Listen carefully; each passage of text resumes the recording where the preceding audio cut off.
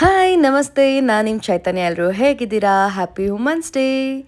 ನಮ್ಮ ಆಫೀಸಲ್ಲಿ women's day celebration ಈ ರೀತಿ ನಡೀತಿತ್ತು. ಬನ್ನಿ ಏನೆಲ್ಲ ಮಾಡಿದ್ರಿ ಅಂತ ತೋರಿಸ್ತೀನಿ.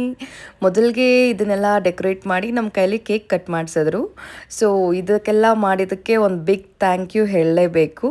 ಈಗ ನಮ್ಮ ಹುಡುಗಿರು ಕೇಕ್ ಕಟ್ ಮಾಡಿ ಖುಷಿ ಪಡ್ತಾ ಇದ್ದಾರೆ ನೋಡಿ. ಎಲ್ಲರೂ ಮುಖದಲ್ಲೂ ಖುಷಿ ನೋಡ್ಬೋದು, ನಗ್ತಿದ್ದಾರೆ. ಎಲ್ಲರಿಗೂ ಒಂದು ಖುಷಿ ಅಲ್ವಾ ಇದು, ವುಮೆನ್ಸ್ ಡೇ ಸೆಲೆಬ್ರೇಟ್ ಮಾಡ್ಕೊಳ್ಳೋದು.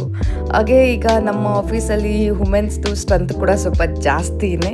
ಈಗ ಕೇಕ್ ಕಟ್ಟಿಂಗ್ ಸಂಭ್ರಮ ನಡೀತಿದೆ. ನಾನು ಅಷ್ಟೇ ತುಂಬಾ ಖುಷಿಯಿಂದ ಕೇಕ್ ಕಟ್ಟಿಂಗ್ ಮಾಡಿಕೊಂಡು ಎಲ್ಲರೂ ಸೆಲೆಬ್ರೇಟ್ ಮಾಡ್ಕೊಂಡ್ರಿ. ಒಂದು moment, really it's un unforgettable moment in our lifes. ಒಂದು ಮೆಮೊರಿ ಆ್ಯಡ್ ಆಯಿತು ನಮ್ಮ ಲೈಫ್ನಲ್ಲಿ ಅಂತ ಹೇಳ್ಕೊಬೋದು.